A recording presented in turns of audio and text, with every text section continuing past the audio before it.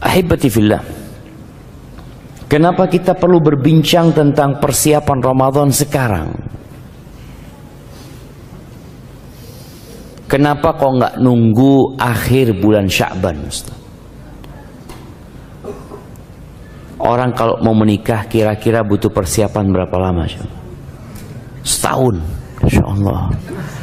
Ya, ada yang nunggu setahun, ada yang ditunda sama calon mertuanya, nunggu selesai kuliah, itu bisa 4 tahun persiapannya. Bicara bulan Ramadan ini, Allah Azza wa Jal memberikan sebuah keistimewaan untuk bulan ini, yang kita semua tahu. Tapi terkadang kita lupa bagaimana Nabi SAW menjelaskan tentang keutamaan bulan ini, bahwa di malam pertama di bulan Ramadan itu pintu-pintu surga dibuka, pintu-pintu neraka ditutup.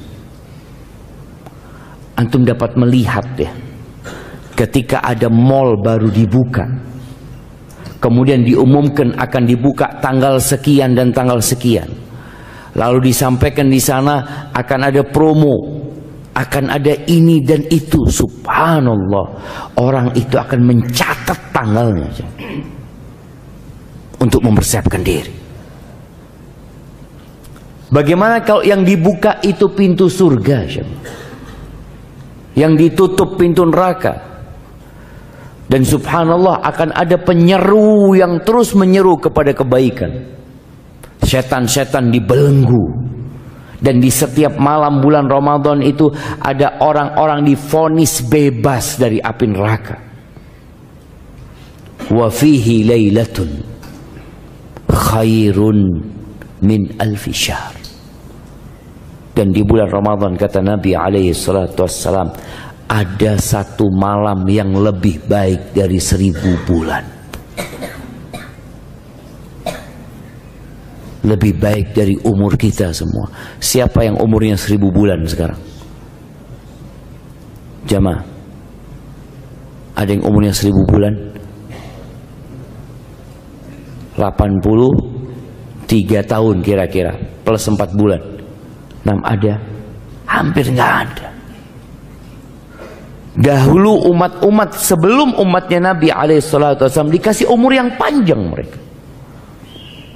Nabi Nuh saja berdakwah selama 1000 kurang 50 tahun. Dan disebutkan bahwa beliau meninggal dunia itu umurnya 1400 tahun. Dan umur kita pendek. Namun Allah Azza wa Jalla memberikan kesempatan kepada kita dengan adanya tambahan umur buat manusia. Salah satunya dengan Lailatul Qadar yang lebih baik dari 1000 bulan. Ya, sebenarnya kita merasakan ada yang mempersiapkan diri untuk bulan Ramadan di bulan Rajab. Dengan apa? Dengan seringnya kita mendengar doa di bulan Rajab ini, Allahumma barik lana fi Rajab wa Sya'ban wa ballighna Ramadan. Oh, hadisnya dhaif itu, Ustaz. Iya betul, hadisnya dhaif, tapi nggak apa-apa dibaca tanpa menisbatkannya kepada Rasul sallallahu alaihi wasallam. Dibaca sebagai bentuk kita kepingin dengan bulan Ramadan, kita berdoa agar disampaikan ke bulan Ramadan. Ahibati fillah, bulan Rajab ini salah satu bulan haram. Yang kita tahu bulan haram itu ada 4, sebutkan itu. Muharram,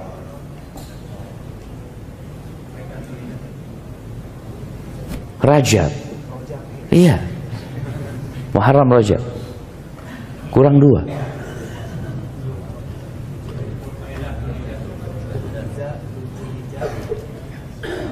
Dzulhijjah, Syawal. Barakallahu fiik. Nah, Iya, bulan haram itu ada 3 yang bersambung dan 1 yang terpisah. Yang terpisah bulan Rajab ini. Yang bersambung itu bulan Dzulqa'dah, Dzulhijjah, Muharram. Itu bulan 11, 12 dan bulan 1. Yang Rajab ada di bulan ke-7. Allah Azza wa Jalla mengatakan inna iddatash syuhur 'indallahi 12 syahran. Di surat At-Taubah ayat 36 Allah mengatakan sesungguhnya hitungan bulan di sisi Allah itu 12 bulan pada hari penciptaan langit dan bumi. Bayangin, ini sudah ada ketentuan 12 bulan itu sejak penciptaan langit dan bumi, ada dalam ketetapan Allah Azza wa Jalla di Lauhul Mahfuz. Yauma khalaqas samawati wal arda minha arba'atun hurum. Di antaranya ada 4 bulan haram. Fala tadlimu fihinna anfusakum. Dzalika ad-dinul qayyim. Fala tadlimu fihinna anfusakum. Itu agama yang lurus. Tapi sebagian umat Islam malah nggak peduli dengan bulan-bulan haram ini. Yang ada sekarang banyak kaum muslimin sedang sibuk memikirkan apa? Imlek kemarin. Kita lihat di banyak media, oke, Imlek itu punyanya siapa? Punyanya orang-orang Cina, orang-orang Konghucu mungkin. Ya sudah, biar mereka yang meramaikan hal itu. Sebelumnya ada tahun baru Masehi. Punya siapa? Punya orang-orang umat Kristiani. Biar mereka yang ribut. Kenapa kita harus disibukkan dengan kegiatan orang lain? Antum ketika melihat ada orang punya acara jemaah di pinggir jalan ya, apakah kemudian semua orang turun di tempat itu? Duduk, ada acara ya? Iya, saya mau ikut, kata lu. Bapak siapa, kata dia. Antum akan ditolak sama orang itu. Kenapa? Karena bukan acaranya antum.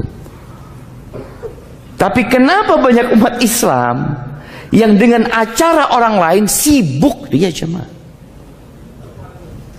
Ya, karena lupa dengan identitas dirinya. Bapak ini siapa? Umpamanya ada tulisan acara pertemuan perkumpulan orang-orang Padang umpamanya. Kadang kala mereka perantau itu kan bikin acara pertemuan gitu loh. Tahu-tahu antum mampir di sana. Antum akan ditanya, "Bapak orang mana? Orang Padang?" "Bukan.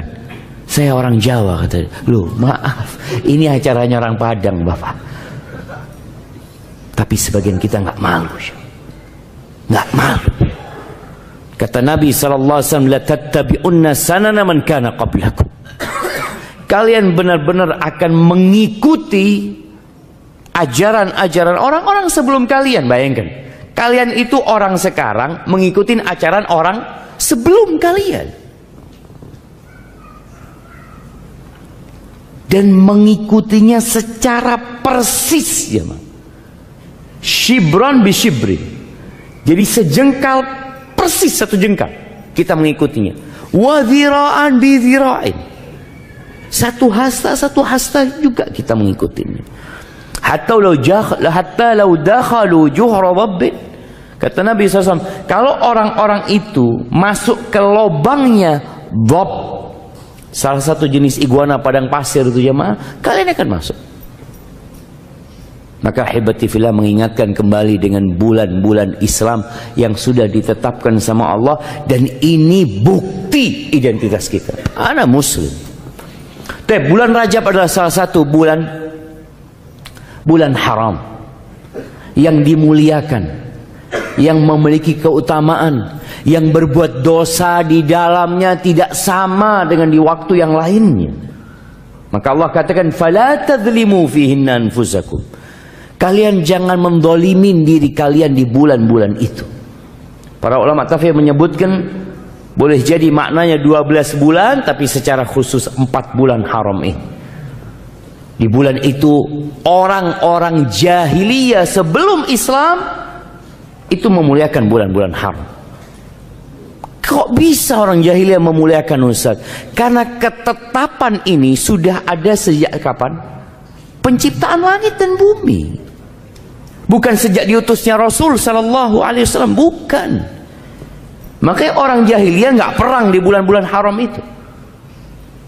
Bagaimana sebagian umat Islam yang datang ke kota Madinah itu dari berbagai penjuru jazirah Arab datangnya di bulan haram.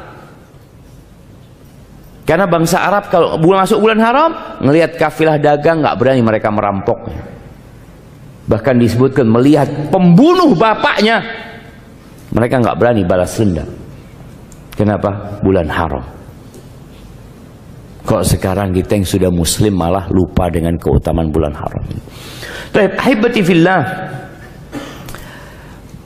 Para ulama terdahulu, para salafus saleh disebutkan bahwa 6 bulan sebelum Ramadan mereka itu sudah berdoa mengatakan Allahumma ballighna Ramadan. Ya Allah, sampaikan kami ke bulan Ramadan. Kita doa enggak jemaah?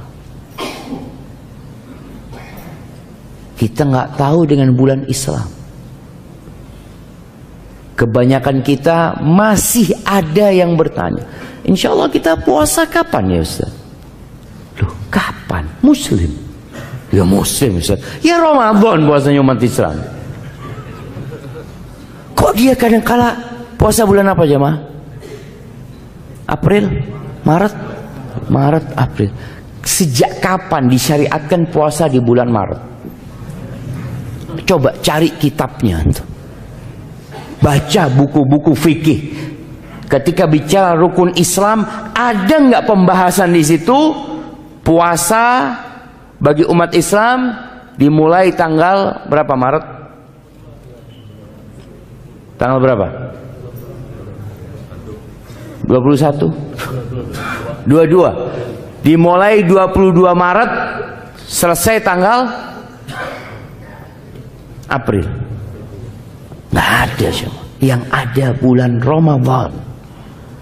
Maka nggak perlu lagi kita sibuk. Kapan insya Allah kita puasa ya? Kapan kita insya Allah lebaran? Dan itu terus dibicarakan oleh umat Islam. Maka mulai tahun ini usahakan. Kita mulai pandai mengatakan kepada orang-orang yang masih nggak tahu. Tanya, kapan insya Allah puasa? 1 Ramadan. Loh ya itu 1 Ramadan kapan? 1 Ramadan itu setelah 30 Sya'ban insyaallah. Kasih tahu dia. Karena dia nggak tahu kapan yang namanya 1 Ramadan. Betul jemaah. Dia nggak tahu bahwasanya sebelum Ramadan itu namanya bulan Sya'ban. Kasih tahu dia. Dan insyaallah dengan cara seperti itu umat Islam semakin kenal. Ketika ulama terdahulu mereka mengatakan Allahumma ballighna Ramadan, ya Allah sampaikan kepada kami bulan Ramadan, karena bulan Ramadan itu ada di hati mereka. Bulan yang dipilih sama Allah dari 12 bulan itu untuk diwajibkan rukun Islam berpuasa di bulan itu. Gak bisa digantikan dengan bulan lain. Allah tetapkan hal itu. Kemudian bulan itu dipilih sama Allah sebagai bulan diturunkannya Al-Quranul Karim. Syahrul Ramadhan alladhi unzila fihi Al-Quran. Itu bulan Ramadan. Dan bulan Rajab ini adalah bulan persiapan untuk Ramadan. Makanya Al-Imam Ibn Rajab rahimahullahu ta'ala dalam kitabnya Lataiful Ma'arif, ketika beliau menyebutkan tentang amalan-amalan tiap bulan berkaitan dengan bulan Rajab ini, beliau menyebutkan sebuah ungkapan dari Abu Bakar Al-Warraq Al-Balkhi rahimahullah. Dia mengatakan Syahrul Rajab syahrun lizzara'. Bulan Rajab ini adalah bulan untuk bercocok tanam. Petani itu kalau mereka hendak bercocok tanam, mereka ngelihat bulan. Kalau dia terlambat bercocok tanam, memilih waktunya nggak tepat, terkadang akan berdampak kepada hasil panen. Ketika awal mulai musim hujan, mereka mulai itu mempersiapkan diri. Mereka juga berpikir apa yang mau ditanam. Ini musimnya tanam apa? tanam padi, nggak mungkin dia tanam bawang. Tanam jagung, nggak mungkin dia tanam padi. Kenapa? Kalau antum tanam padi, nggak ada air sekarang ini, sudah berhenti musim hujan. Perairan juga sulit umpamanya. Maka tatkala ulama-ulama menjelaskan bulan Rajab ini syahrun lizzara, agar kita tahu nih, oh berarti kita sudah mulai nih nanam, mulai sekarang nih, udah lewat nih 8 hari. Sebagian kita belum tanam apa-apa. Sebagian kita juga belum berpikir untuk menanam. Padahal ini bulan untuk bercocok tanam. Wa syahru Sya'ban syahrus saqi. Bulan Sya'ban itu bulan untuk menyirami apa yang kita tanam.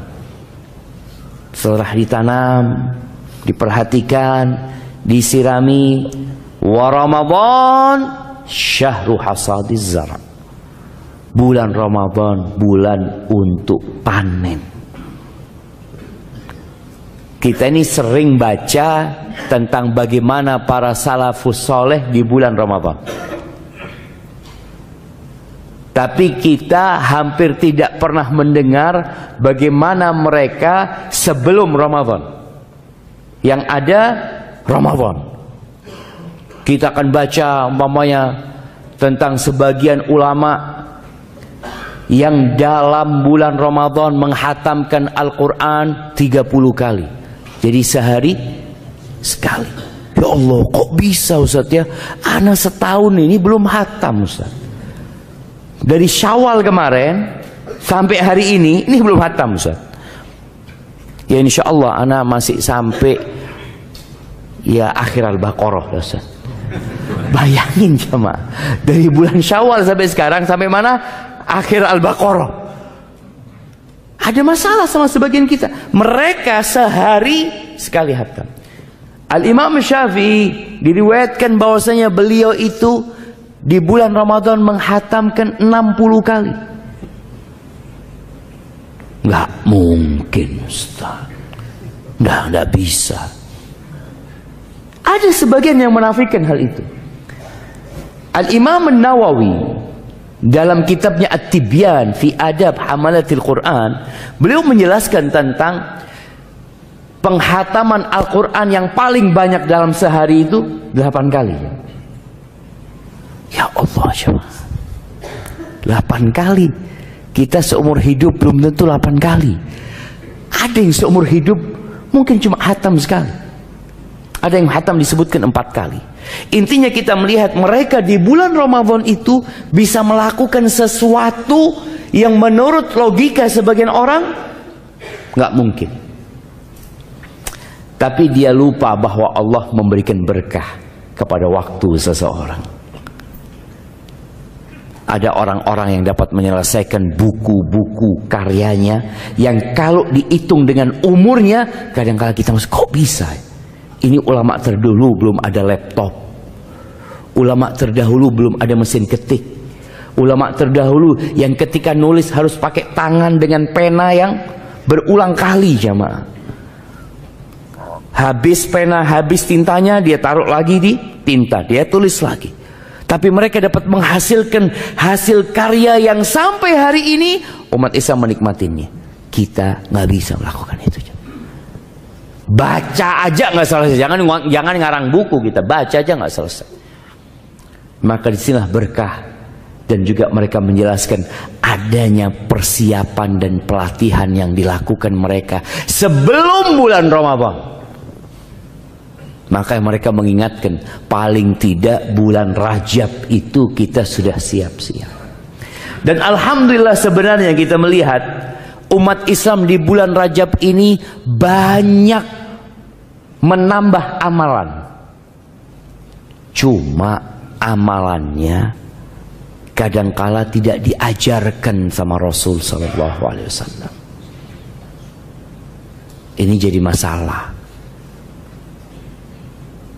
Ada yang namanya sholat raghaib. Mungkin sebagian kita nggak tahu ya. Para ulama menyebutkan tentang sholat raghaib ini, dia itu sholat yang dilakukan pada hari Kamis pertama di bulan Rajab, malam Jumat.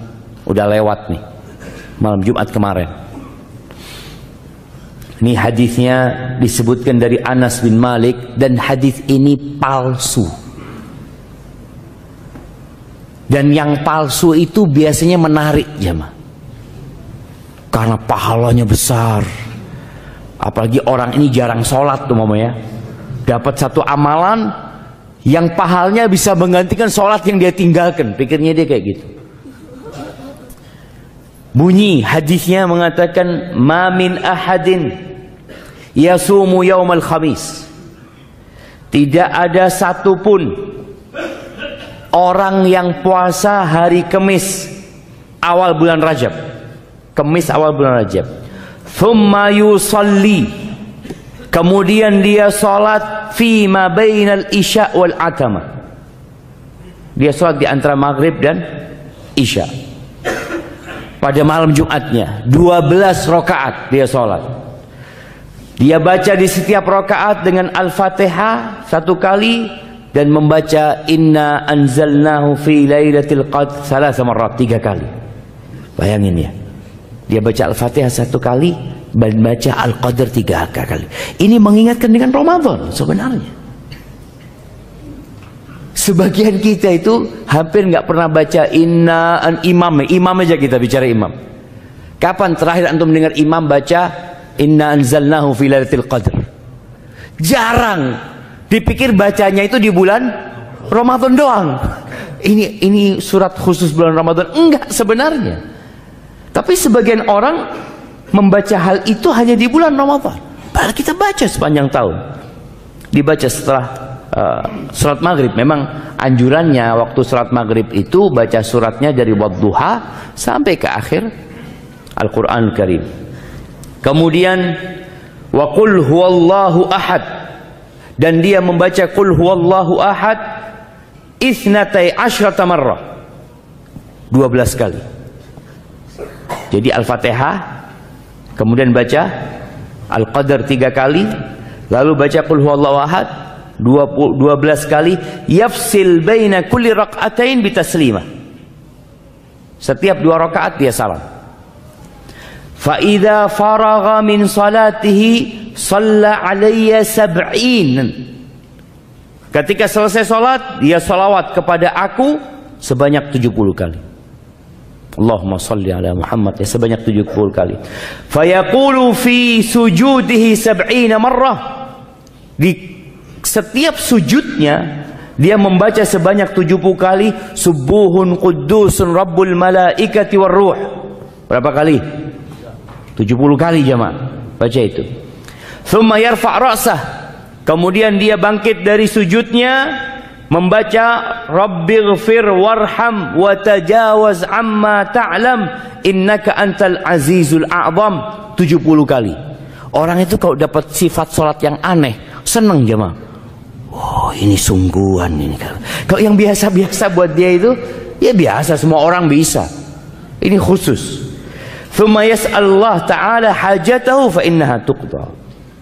Kemudian dia minta hajatnya dikabulkan sama Allah Azza wa Jalla. Kemudian disebutkan sabda Nabi sallallahu alaihi wasallam lagi, walladzi nafsi biyadihi ma min 'abdin wala amatin shalla hadhihi shalah illa ghufira lahu jami' dhunubihi. Tidak ada seorang hamba laki-laki atau wanita yang melakukan salat ini, namanya salat raga'ib bin jamaah, melainkan Allah ampuni semua dosa-dosanya.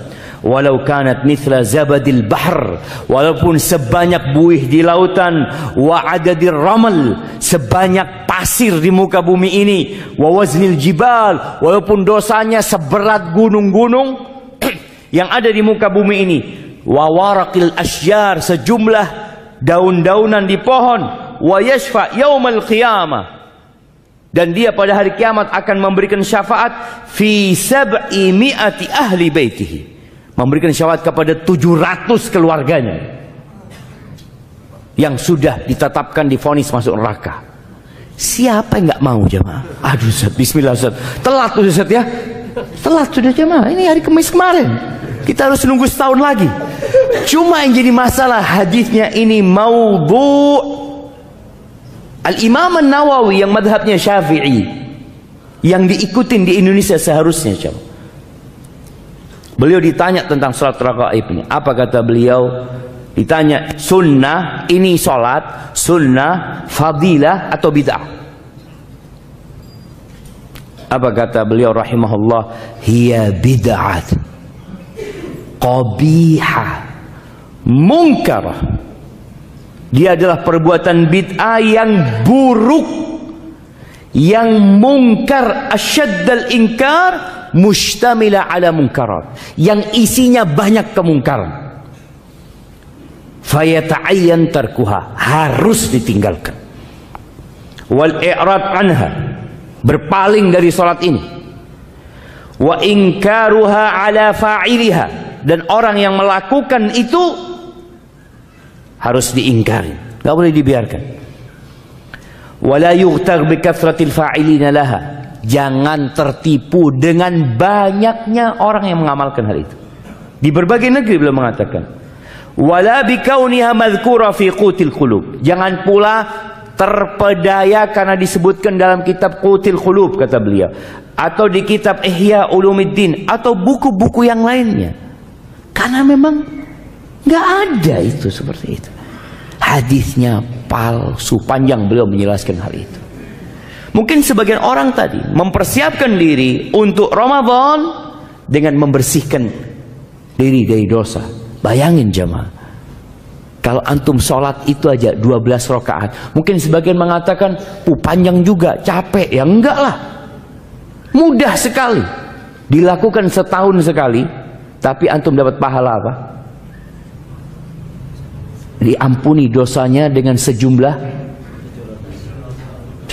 diampuni dosanya dengan sejumlah buih di lautan, sejumlah pasir yang ada di muka bumi, seberat gunung-gunung, sebanyak daun yang berjatuh, dan antum akan bisa memberikan syafaat kepada 700 keluarga antum. Jemaah, santai jemaah, berhenti, tidak usah sholat. Kapan? Nanti Ustaz, tahun depan sama sholat lagi. Astagfirullahaladzim. Itulah jemaah, amalan-amalan yang tidak diajarkan Nabi SAW akan berdampak buruk kepada seseorang. Dia akan meremehkan dosa. Maka semoga kita tahu bulan Rajab ini memang bulan untuk bercocok tanam, tapi bercocok tanam yang sesuai dengan sunnah Nabi SAW. Karena syarat diterimanya amalan itu dua. Yang pertama, ikhlas. Yang kedua, sesuai dengan sunnah. Kita nih yang udah kenal sunnah lebih sering menitik beratkan kepada sesuai dengan sunnah. Kita lupa dengan syarat yang pertama, yaitu ikhlas lillahi ta'ala. Wallah jamaah, kalau kita puasa sesuai sunnah, umroh sesuai sunnah, haji sesuai sunnah, sodakoh sesuai sunnah, baca Al-Quran sesuai sunnah, tapi kita tidak ikhlas lillahi ta'ala, nggak ada gunanya. Kita perlu sering-sering bermuhasabah tentang kenapa ana melakukan perbuatan ini. Kenapa? Hari ini kita datang kajian pagi-pagi, hari Senin, waktunya orang kerja. Antum ngantuk, sebagian anak lihat dia berusaha untuk melawan kantuknya. Ketika kita tidak ikhlas lillahi ta'ala, wallahi yang ada neraka bukan hanya tidak diterima jamaah, tapi Allah azab dengan neraka. Man amila amalan,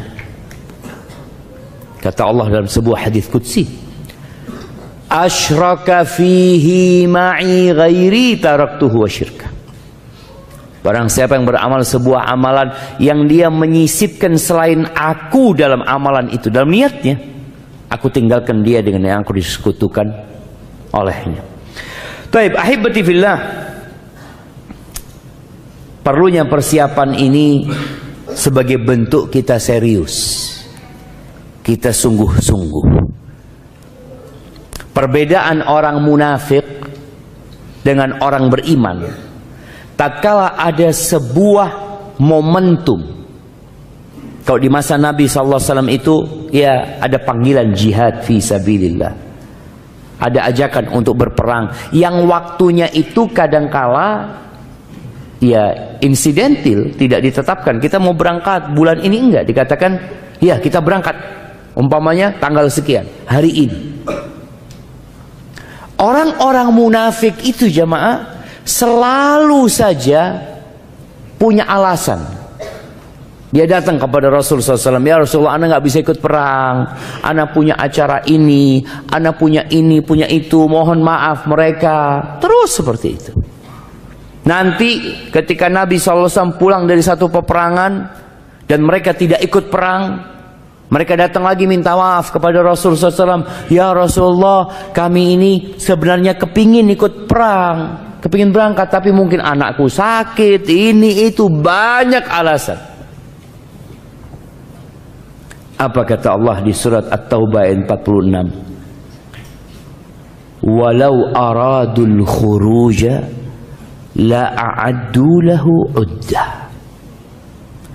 Dan jika mereka benar-benar mau berangkat untuk berperang itu, tentulah mereka menyiapkan persiapan untuk keberangkatan itu.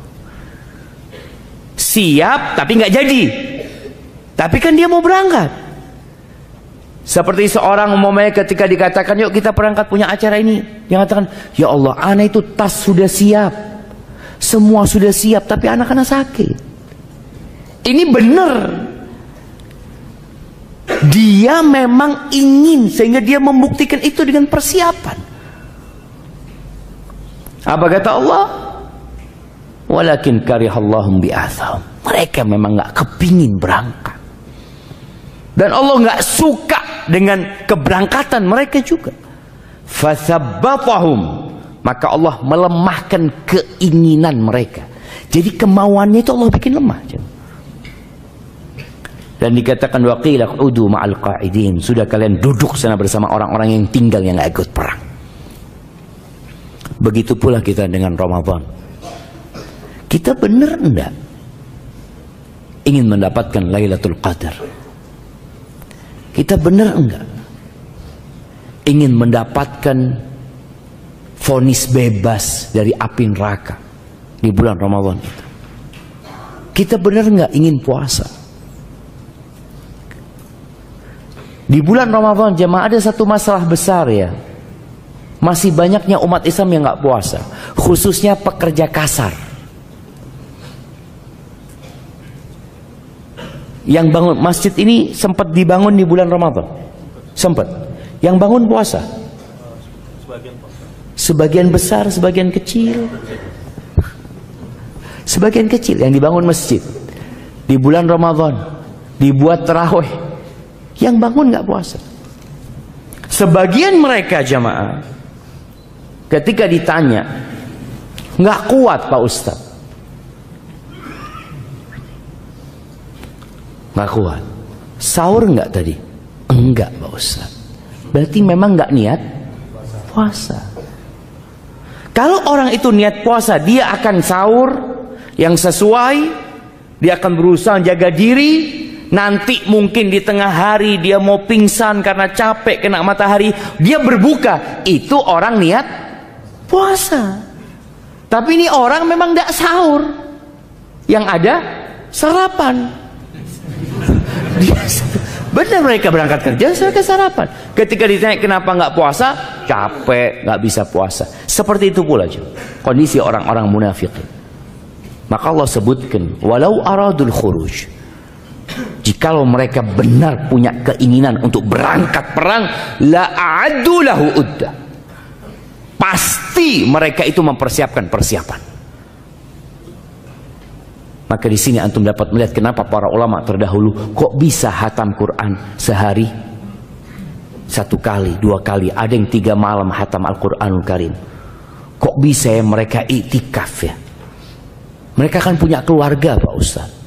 Mereka kan juga butuh urusan dunia. Mereka persiapkan. Di sini loh waktu Rajab ini.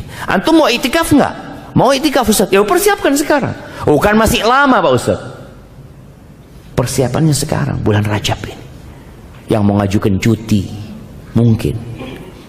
Orang itu kalau mau mudik persiapannya berapa lama untuk beli tiket kereta api jemaah?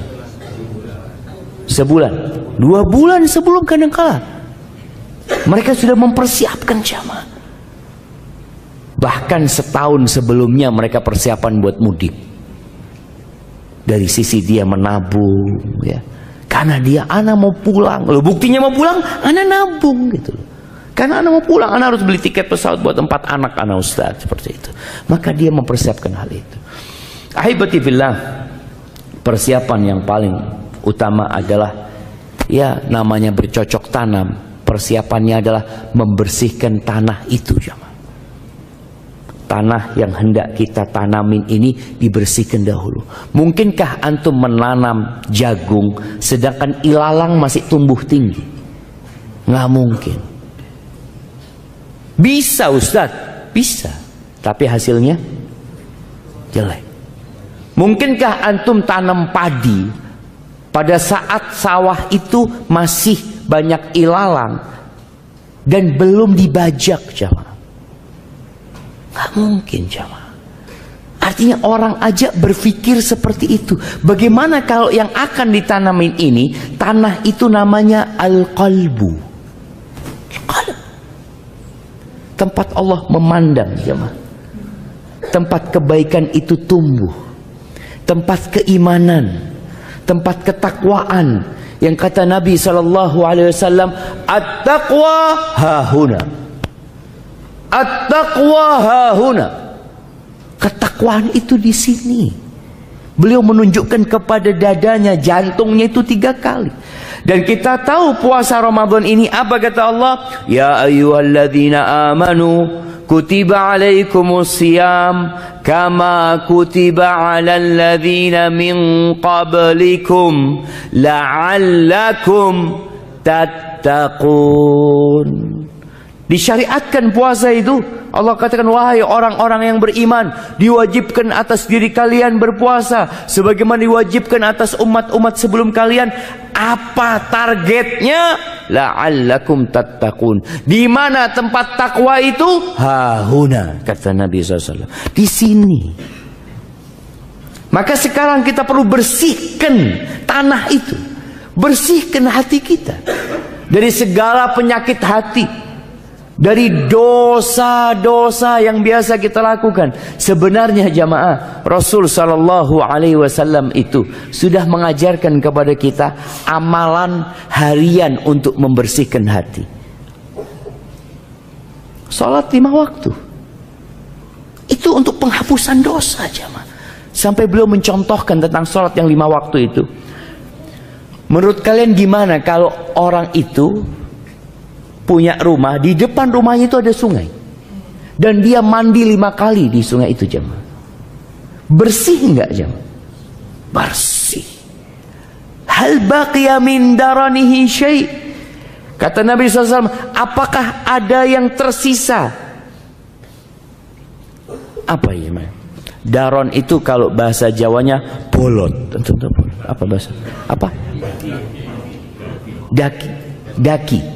Kadang-kadang kalau kita kulit kita diginiin, ada kayak lumpurnya, jemaah. Bismillah.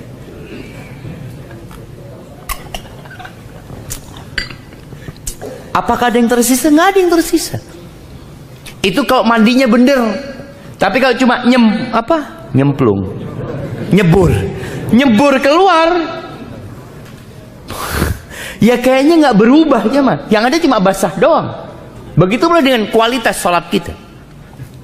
Tatkala sholat kita yang 5 waktu ini berkualitas, seperti antum mandi, ya, antum sabunin diri antum, ya, kemudian antum siram lagi, ada yang disabun, kemudian pakai batu, jemaah. Batu apa? Batu gosok tuh, ya. Batu apung, ya. Oh, batu apung lagi, semakin bersih. Maka Anda mengajak semuanya sekarang untuk memperbaiki kualitas sholat yang 5 waktu dulu, antum. Untuk penghapusan dosa ini, jam. Gimana sholat antum selama ini? Kita masih sering sholat jamaah, masuk ke tempat sholat dalam kondisi pikiran kita masih di mana-mana. Nah, imam tadi rakaat pertama baca apa? Yang nggak tanya jamaah. Sebagian kita baca apa? Tadi anak amin, yang jelas tadi itu amin. Iya. Dan jelas ikut amin dia betul. Setelah itu wallahu a'lam. Maka coba kita pelajari lagi bagaimana sholat. Bacaan sholat kita yang mungkin selama ini hanya satu model, yang membuat kita terjebak dalam rutinitas sehingga tidak lagi merasakan, itu kita tambah dengan bacaan-bacaan yang diajarkan Nabi SAW lainnya. Umpamanya selama ini kita sholat itu ruku selalu membaca Subhana Rabbiyal Azim, Subhana Rabbiyal Azim. Kan sah Pak Ustadz? Iya sah. Sampai mati antum baca itu pun sah. Tapi Nabi SAW mengajarkan kepada kita untuk jadi lebih baik, jadi naik tingkatan kita. Selain baca itu Nabi baca apa mamanya? Subhanakallahumma bihamdika Allahumma gfirli. Oh, Nabi baca itu. Oke, ana baca itu lagi. Atau Allahumma laka raka'tu wa bika amantu. Ada bacaan-bacaan Nabi SAW. Antum tambahin tuh supaya kualitas sholatnya nambah. Kemudian yang kedua, bacaan suratnya. Sebagian kita alhamdulillah sejak dia muda sampai tua, sampai mau mati, bacaan suratnya itu 5. Ustaz, kan sah sholatnya, sah betul. Tapi apa antum nggak kepingin nambah gitu? Ana nambah insyaallah. Tahun ini ana mau nambah Alhaakumut Takatsur. Sudah nambah 1 surat. Nambah tapi jemaah. Makanya kalau antum tiap tahun nambah 1 surat, umur antum 50 tahun, insyaallah antum hafal 50 surat. Yang umur 40 tahun, anggap sudah. Yang dari umur 1 sampai 10 tahun itu nggak dihitung sudah jemaah. Karena dia sudah punya hafalan yang pendek-pendek itu, yang dia hafal ketika dia masih kecil, dia punya 40 surat jemaah. Sudah hatam juz amma plus 3 surat. Juz amma selesai, tambah al-mursalat, tambah al-insan, tambah al-qiyamah. Itu 40 surat yang umurnya 40 tahun. Tapi kita melakukan itu enggak jemaah? Oh, jangan memberatkan Pak Ustaz. Bukan urusan memberatkan. Jemaah, ini setahun sekali nambah 1 surat. Tapi kadang-kadang kita nggak punya, keinginan aja nggak punya. Tadi kita sebutkan bagaimana Allah menegur orang-orang munafikin. Walau aradul khuruj, kalau mereka punya keinginan untuk berangkat, buktinya apa? Persiapan. Kalau kita punya keinginan tiap tahun menambah 1 surat, buktinya apa? Ana lakukan. Tiap hari ana dengerin Ustaz. Insya Allah jamaah 1 bulan antum tiap hari dengarkan Alhaakumut Takatsur, hafal. Insya Allah, nggak sulit. Itu mamanya. Bacaan tadi, bacaan ruku, bacaan Qur'annya diperbaikin, kemudian bacaan sujudnya. Kita berusaha untuk menjaga kualitas sholat ini, karena ini termasuk bentuk kita membersihkan hati kita dari dosa-dosa itu. Kemudian memperbaharui taubat. Nabi SAW tiap hari jemaah, beliau beristighfar, membaca Rabbil firli wa tub alayya innaka antat tawwabur rahim 100 kali. Ini selain yang kita baca selesai sholat ya. Ini beliau di luar itu, yang dalam beberapa riwayat disebutkan membacanya itu selesai sholat duha. Rabbil firli wa tub alayya innaka antat tawwabur rahim. Ustaz, itu kan buat orang yang banyak dosanya Ustaz. Ana ini baru pulang umroh Ustaz. Oh, Insya Allah. Jadi sebagian orang ini jamaah, dia merasa ana masih bersih. Nabi SAW jamaah, beliau benar-benar mengajarkan kepada kita agar kita tidak sok suci. Dengan cara apa? Nih orang yang paling suci, orang yang dijaga dari semua dosa, maksum Nabi kita SAW. Bahkan Allah mengatakan, qad ghafarallahu laka ma taqaddama min dzambika wa ma ta'akhkhar. Itu sudah diampuni dosa yang lalu dan yang akan datang. Nabi SAW, Nabi beristighfar 100 kali sekali duduk.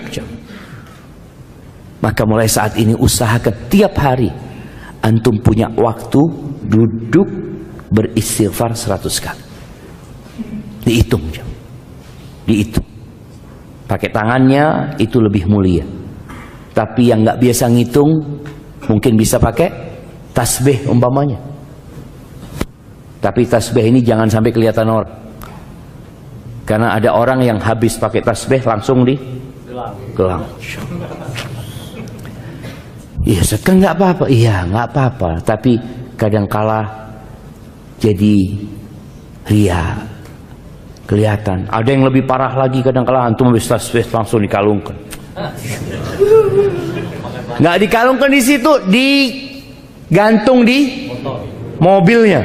Insyaallah, supaya kelihatan ini orang ahli tasbih. Ustadz suudzon, Ustadz ya, jangan suudzon makanya. Enggak, jangan suudzon. Husnudzon gimana? Mungkin buat hiasan, Ustadz. Nah, itu husnudzon. Iya, mungkin buat hiasan, bukan dia mau nunjukkan dia ahli tasbih. Tapi ingat, hitung jangan, hitung. Boleh pakai tasbih, menurut pendapat yang boleh pakai tasbih, tapi meninggalkan yang lebih utama. Yang lebih utama pakai tangan kita, karena ini bicara tentang alat untuk menghitung. Ada yang emak-emak sekarang subhanallah ya, pakai yang apa? Yang digital, cincin ya. Ana sampai ngelihat itu dihiasin seperti permata, ini itu. Ya Allah, buat apa? Ini alat untuk ngitung, bukan alat untuk gaya. Tapi akhirnya berubah jadi untuk bergaya. Ingat, bukan hanya sekedar alat untuk menghitung. Kalaupun antum mau menghitung banyak orang umpamanya, antum bisa menghitung dimasukkan ke kantongnya. Itu. Rabbi ighfirli wa tub alayya innaka antat tawwabur rahim. Loh, kan kelihatan mulutnya Ustaz pakai masker. Betul, Anda lihat masker ini juga bisa menjadi alat menyembunyikan zikir kita aja, Mas. Antum pokoknya kalau mau zikir pakai masker. Sampai orang ketahuan, oh ini lagi berzikir ini. Padahal orang udah nggak pakai masker semuanya, dia sendirian pakai masker. Tapi intinya kita berusaha untuk menyembunyikan hal itu. Usahakan jemaah setiap hari, mulai hari ini antum sudah camkan, ana mau seperti Nabi SAW, sekali duduk 100 kali istighfar. Dan antum merasakan bagaimana hati itu jadi bersih. Karena Nabi SAW menyebutkan, idza adznaba atau innal abda idza akhta'a khati'atan. Seorang hamba apabila melakukan perbuatan dosa, nukitat fi qalbihi nuqta sauda. Akan ada nokta hitam. Itu seperti ilalang tadi yang ada di tanah, akan ada nokta itu. Fa in huwa naza'a wastaghfara wa taba suqila qalbuh. Kalau dia meninggalkan dosa itu, dia beristighfar dan dia bertobat, maka hatinya dicemerlangkan bersih. Jadi antum mau nanam apa saja siap. Wa in ada zida fiha. Kalau dia kembali berbuat dosa, bukan bertobat tapi nambah dosanya, maka akan ditambah nokta hitam itu hatta ta'luwa ala qalbi, sampai menutupin yang namanya jantung. Maka itu mungkin yang dapat kita lakukan di hari-hari ini. Selain menambah amalan-amalan lain jamaah, yang jelas bulan Rajab ini hindarin perbuatan dosa dan tambah amal-amal yang biasa Nabi ajarkan kepada kita untuk diamalkan. Puasanya Senin Kemis seperti yang Nabi SAW ajarkan. Puasa tengah bulan tanggal 13, 14, 15. Atau ya Allah Zat ana ini sulit berpuasa, antum puasa 1 hari di bulan Rajab ini. 1 hari. Yang nggak pernah puasa sunnah bulan Rajab puasa 1 hari. Karena Nabi SAW ketika ada seorang sahabat tanya sama Nabi SAW tentang puasa, Nabi mengatakan kepadanya, sum yauman fi kulli syahr. Sallallahu alaihi wasallam, puasa paling tidak 1 hari dalam sebulan. maka antum puasa bulan Rajab. Nanti bulan Sya'ban lain lagi. Bulan Sya'ban itu bulan diangkatnya amalan, dan Nabi SAW memperbanyak puasa di bulan Sya'ban. Kemudian bacaan Qur'annya mulai antum baca. Kenapa? Karena bulan Ramadan itu syahrul Qur'an. Kalau antum punya cita-cita menghatamkan Al-Quran di bulan Ramadan, maka di bulan ini pun antum sudah mulai membiasakan diri. Contohnya, setiap habis sholat wajib, ana mau baca 1 halaman. Sudah baca 1 halaman. Dan usahakan bacanya sama artinya. Sehingga nggak ada pertanyaan di bulan Ramadan. Ana sering ditanya di bulan Ramadan, Ustadz, lebih afdol mana Ustadz? Baca Quran sama artinya atau menghatamkan Al-Quran tanpa artinya? Ini orang-orang yang memang jarang baca Quran. Muncul pertanyaan itu. Tapi kalau dia sudah tiap hari baca Quran dengan artinya, insya Allah nggak muncul pertanyaan itu. Karena dia sudah terbiasa dengan membaca dengan artinya. Jadi petunjuk dalam Al-Quran itu didapat dengan kita membaca artinya. Pahala insya Allah didapat dengan kita membaca huruf-hurufnya. Ahibati fillah. Kemudian bicara tadi membersihkan hati jamaah. Bersihkan hati dari segala penyakit juga jamaah. Quran ini termasuk yang membersihkan hati. Dan banyak penyakit hati ini diantaranya hasad, iri, dengki. Ada di antara kita yang masih menyimpan dendam sama saudaranya, sama kerabatnya. Tolong diselesaikan di bulan ini. Karena bulan Sya'ban bulan diangkatnya amalan jamaah. Yang punya, ya mungkin tidak bertegur sapa dengan saudaranya, mulai saat ini antum datang minta maaf sama dia. Dengan itu semoga Allah membersihkan hati kita dan kita benar-benar siap untuk masuk ke bulan Ramadan. Allahumma barik lana fi Rajab wa Sya'ban wa ballighna Ramadan. Baik, itu mungkin dapat Anda sampaikan. Ini ada beberapa pertanyaan yang masuk. Bismillah.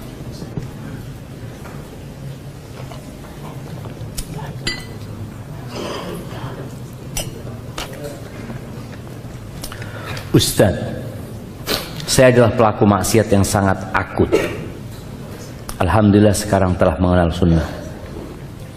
Tapi masalahnya saya kembali sering melakukan maksiat yang menjadi kebiasaan tersebut. Terutama ketika sedang sendirian. Padahal usia saya sekarang sudah 40 tahunan. Dan sudah berkeluarga. Kenapa saya berat meninggalkan kebiasaan maksiat yang parah, akut tersebut. Sekalipun saya sudah mengenal sunnah. Tolong nasihatin dan doakan saya agar saya bisa bertobat dan wafat dalam keadaan husnul khatimah. Terima kasih, jazakallah khair. Jamaah rahimakumullah. Ada dosa yang dilakukan seseorang itu bukan karena mencari kelezatan, tapi karena kebiasaan. Na'udzubillah min dzalik. Jadi yang perlu dilakukan selain bertobat adalah merubah kebiasaan. Dirubah kebiasaan antum. Ketika sendirian antum biasa ngapain? Dahulu. Sekarang dirubah. Ketika sendirian biasakan antum baca Quran. Sudah. Sendirian antum baca Quran. Bisikan-bisikan jahat ya, ajakan untuk melakukan kebiasaan lama itu dirubah. Baca Quran. Nanti datang lagi nggak mampu untuk menolak bisikan tersebut, antum tinggalkan kesendirian antum. Antum keluar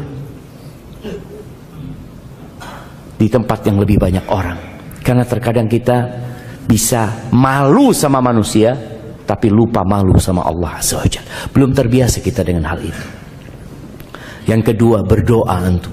Minta sama Allah. Di antara doa yang diajarkan Nabi SAW, beliau mengatakan, Allahumma inni a'udzubika min syarri sam'i wa min syarri basari wa min syarri lisani wa min syarri qalbi wa min syarri mani. Baca, ya Allah, aku berlindung kepadamu dari kejahatan pendengaranku, dari keburukan penglihatanku, dari keburukan lisanku, dari keburukan hatiku. Hati ini kadang-kala berpikir yang enggak-enggak, dan dari keburukan kemaluanku. Nabi berlindung. Artinya kita ini jangan pernah bersandar kepada diri kita. Ana udah belajar, ana sudah ngerti sunnah. Kita harus bersandar dan bergantung sama Allah Azza wa Jalla. Maka ganti kebiasaan antum. Kemudian ketika seorang terjebak dalam perbuatan dosa yang dulu pernah dia lakukan, segera dia bertobat. Segera dia meninggalkan. Jangan sampai ada pikiran menunda tobatnya. Kadang-kadang orang mengatakan, ya Allah, aku berbuat dosa lagi. Dia berpikir untuk melanjutkan dosa itu karena bisikan syaitan mengatakan, udahlah tobatnya sekalian aja nanti. Seperti itu. Nanti tobatnya kalau berangkat umroh. Tobatnya nanti kalau masuk bulan Ramadan. Jangan. Karena ketika antum menunda tobat, tadi yang kita bicarakan, noktah hitam itu terus di jantung antum. Sampai sulit menerima nasihat jamaah. Dan terus beristighfar mohon ampun sama Allah SWT. InsyaAllah Allah akan jaga hambanya yang benar-benar sungguh-sungguh niat meninggalkan dosa. Barakallahu fikum.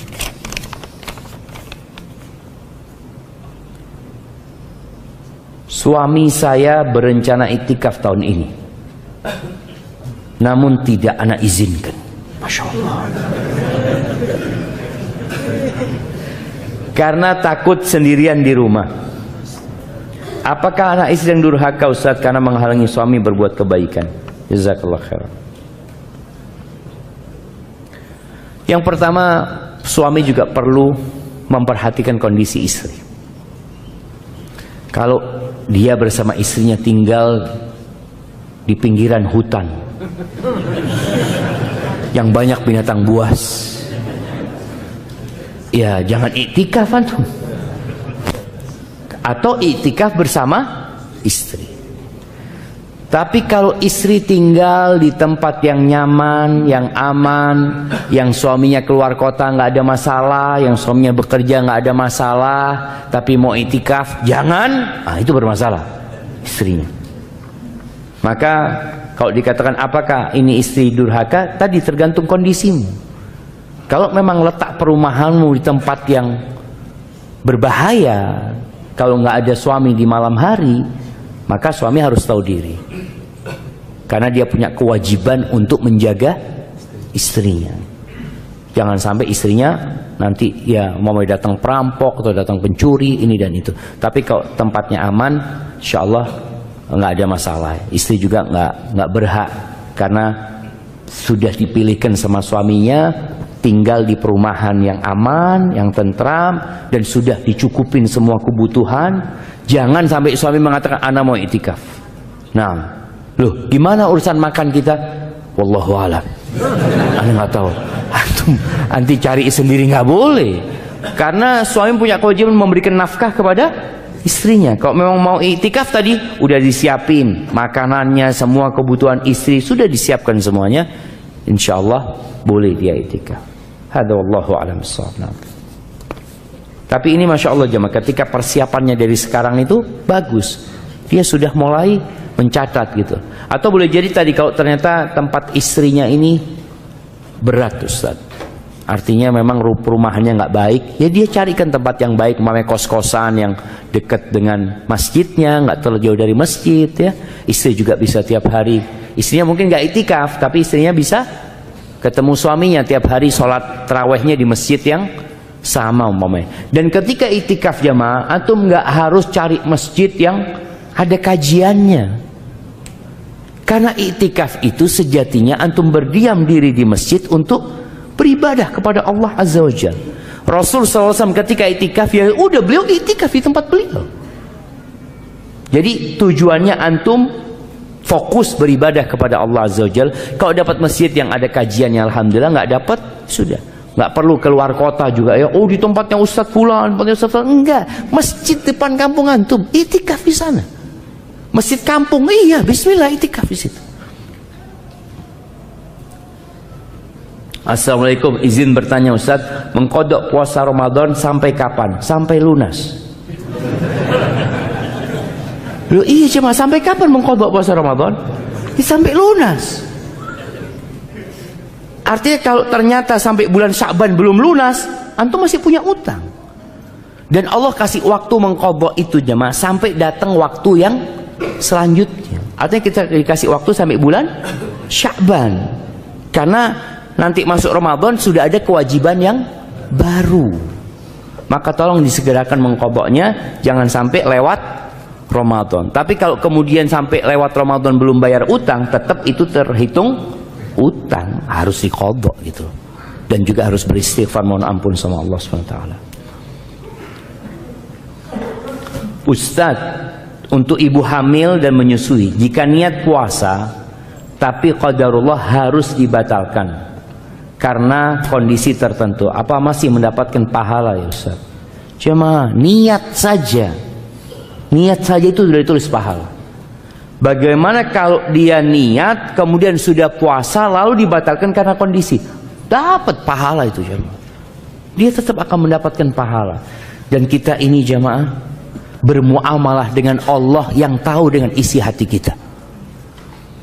Maka kita jangan sampai sibuk dengan penglihatan manusia, lupa dengan pengawasan Allah kepada kita. Makanya niat seorang mukmin itu bisa jadi lebih besar daripada amalannya. Abdullah bin Mubarak mengatakan, kam min amalin saghirin tukatsiruhun niyah wa kam min amalin kabirin tusaghiruhun niyah. Berapa banyak amalan yang kecil tapi jadi besar gara-gara niatnya, dan berapa banyak amalan yang besar jadi remeh gara-gara niatnya. Maka tolong peduli banget dengan hati kita.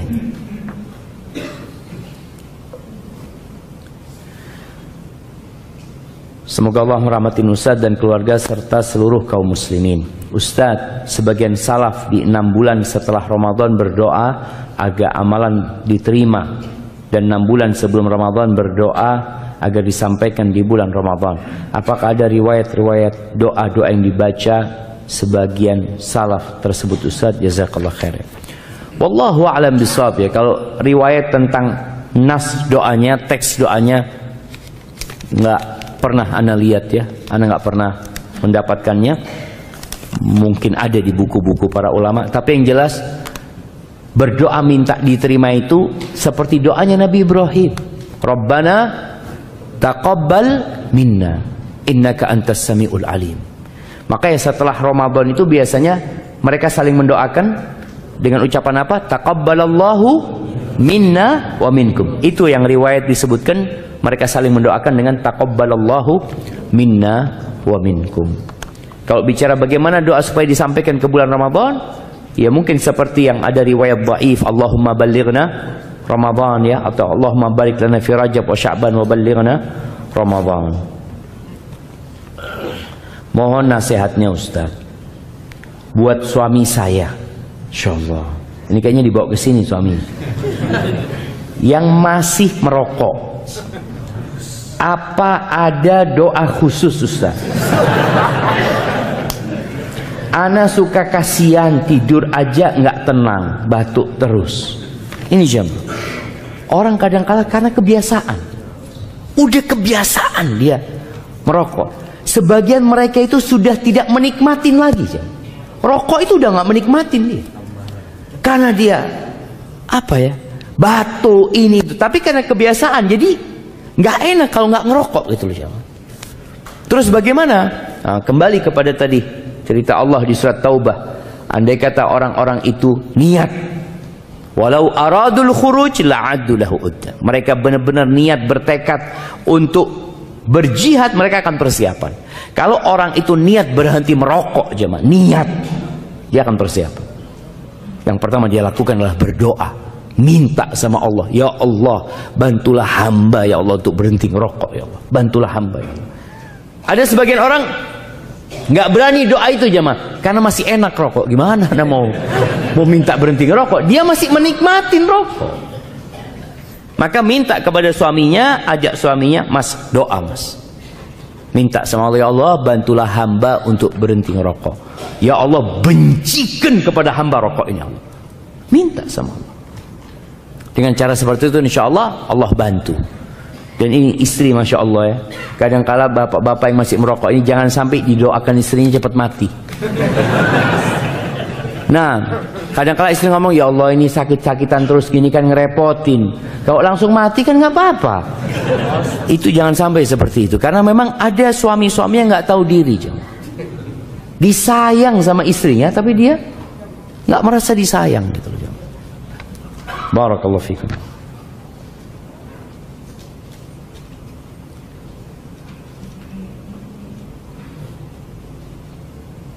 Afwan Ustaz, mohon nasihatnya. Bagaimana menolak ajakan dari keluarga ziarah ke Banten? Ke Banten. Tapi supaya mereka mengerti dan tidak menyinggung mereka. Karena keluarga masih sangat kental dengan kegiatan yang mereka anggap mengunjungi makam wali itu berkah dan baik. Ahibati fillah, ketahuilah bahwasanya ziarah kubur itu baik. Ziarah kubur itu dianjurkan. Bahkan Nabi SAW nyuruh, ala fazuruha, ziarah kuburan. Tujuannya apa? Ini yang orang kadangkala lupa dengan tujuan ziarah kubur yang utama. Nabi SAW ketika menyuruh para sahabat ziarah kubur, tujuannya apa? Fa innaha tudzakirul akhirah. Ziarah kubur itu mengingatkan kepada akhirat. Ziarah kubur itu melembutkan hati. Itu tujuannya. Bukan ngalap berkah ketika ziarah kubur. Sebagian orang itu ziarah kubur tujuannya dunia, bukan akhirat. Tujuannya ziarah kubur supaya lancar rezekinya, usahanya ya lebih bagus, lebih ramai. Ada yang seperti itu jamaah. Maka silahkan ziarah kubur. Dan jangan merepotkan diri ziarah kubur ke tempat yang jauh. Karena sejatinya kuburan yang di dekat rumah kita itu juga dianjurkan untuk diziarahin. Maka Al-Imam Nawawi menyebutkan bahwasanya diperbolehkan kita itu ziarah kuburannya orang kafir. Tujuannya apa? Ingat mati. Bukan mendoakan orang kafir, bukan. Tujuannya kita datang ziarah ini loh, orang terkaya di Indonesia. Oh ini ya, mati gitu. Allah. Jadi tujuannya itu supaya ingat mati, ingat sama akhirat ya mah, bukan ingat sama dunia. Adapun mendoakan yang meninggal dunia itu nggak harus ziarah kubur. Di sini di masjid antum bisa doakan orang tua antum. Bisa doakan ulama-ulama yang meninggal dunia. Di sini antum doakan mereka. Ketika antum berangkat umrah di tempat-tempat mustajab, antum doakan orang-orang yang berjasa, yang mereka banyak berbuat baik kepada antum umpamanya. Itu di waktu-waktu yang mustajab. Tidak harus dengan ziarah kuburnya. Kalau memang kita pas ziarah kubur ya kita doakan. Tapi tujuan utamanya adalah tudzakiru al-akhirah, mengingatkan akhirat. Jadi kalau tadi dikatakan bagaimana ketika keluarga ngajak ziarah, ayo ziarah ya. Ini ada kuburan di sebelah sini. Nggak harus kuburan yang jauh, jamaah. Ajak bismillah. Kita lihat di sana, kita doakan mereka yang meninggal, ucapan salam kepada mereka supaya ingat akhirat. Masya Allah jamaah. Urgen. Pertanyaan terakhir jamaah. Assalamualaikum Ustaz. Semoga Ustaz dan keluarga senantiasa dalam lindungan Allah Subhanahu wa taala. Afan Ustaz, ana bertanya di luar materi. Ana mempunyai seorang istri yang ngefans dengan artis Korea. Mendengarkan musik kasar kepada suami. Loh, ana pikir yang nonton Korea itu jadi lembut, ya. Katanya lembut-lembut mereka, ana nggak tahu ya. Kasar kepada suami dari perkataan maupun tindakan, melalaikan sholat, mengakhiri sholat, bahkan pernah sampai meninggalkan, itu pun bukan sesekali. Tidak ingin mempunyai anak, sedangkan anak menikah hampir 3 tahun dan tidak membantu anak berbakti kepada orang tua. Apa yang harus anak lakukan Ustaz? Antum bungkus saja.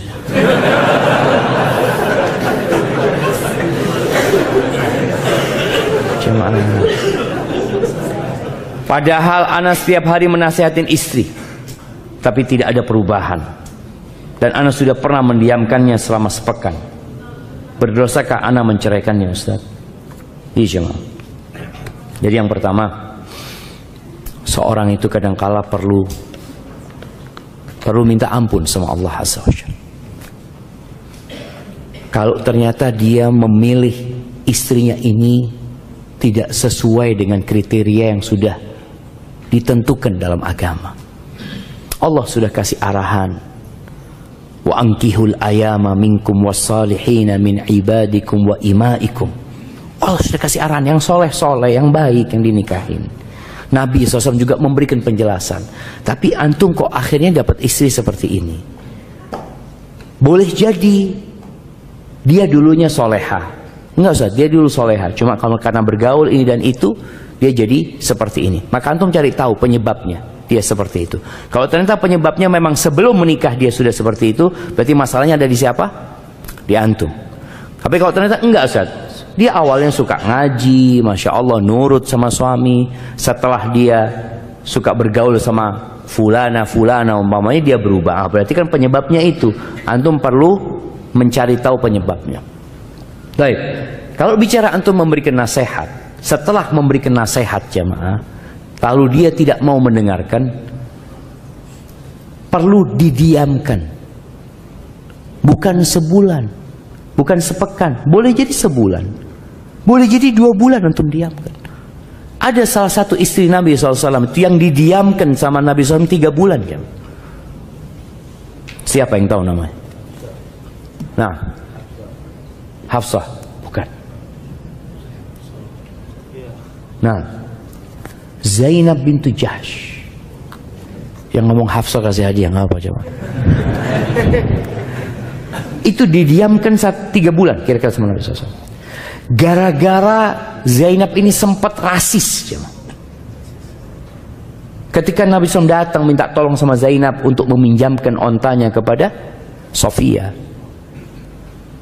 dia mengatakan kepada Nabi SAW, "Ata'madu ila ba'iri fatu'ti hadhil yahudiyah." Engkau mau ambil ontaku, engkau pinjamkan kepada orang Yahudi. Itu Nabi marah, ditinggal sama Nabi SAW 3 bulan.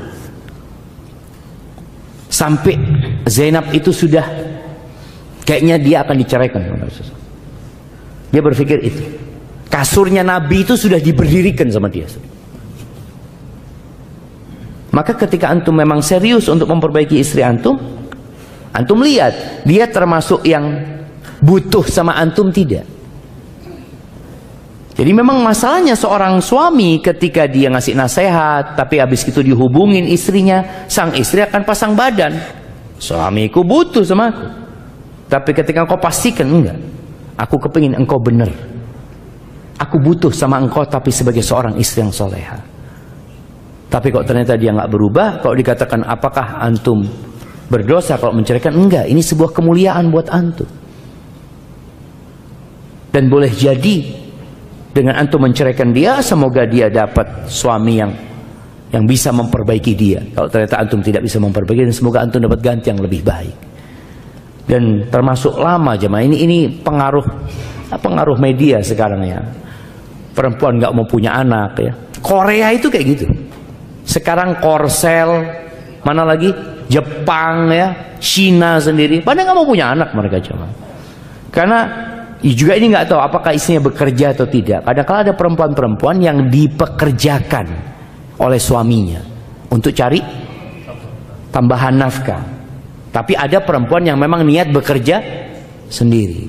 Maka biasanya perempuan yang tidak bekerja itu, ya kalau dia soleha, dia akan nurut sama suaminya gitu. Enggak, aku akan mau punya anak, aku akan didik anakku dengan baik. Tapi gara-gara dia harus bekerja, kadang-kadang dia merasa aku kalau, dan itu penyebabnya jemaah yang anak baca tadi malam, anak baca itu.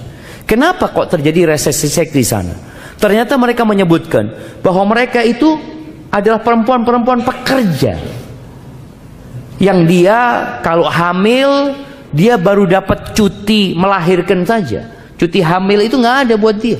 Coba perempuan itu kalau dikasih cuti hamil selama 9 bulan, cuti lahiran 3 bulan, cuci nyusui 2 tahun, insya Allah pada mau punya anak mereka jamaah. Setiap cuti dikasih gaji bulanan nggak apa-apa gitu kan. Cuma ini kan mereka dipekerjakan terus dipekerjakan, maka mereka malas mau punya anak. Alhamdulillah syariat Islam ini memberikan sebuah kemuliaan dan penghormatan buat para wanita yang memberikan nafkah. Siapa? Laki-lakinya, suaminya yang memberikan nafkah. Hadza wallahu a'lam bissawab. Itu yang dapat Anda sampaikan, kurang lebihnya mohon maaf. Semoga Allah menyampaikan kita ke bulan Ramadan. Allahumma ballighna Ramadan. Subhanakallahumma bihamdika asyhadu an la ilaha illa anta astaghfiruka wa atubu ilaik. Assalamualaikum warahmatullahi wabarakatuh.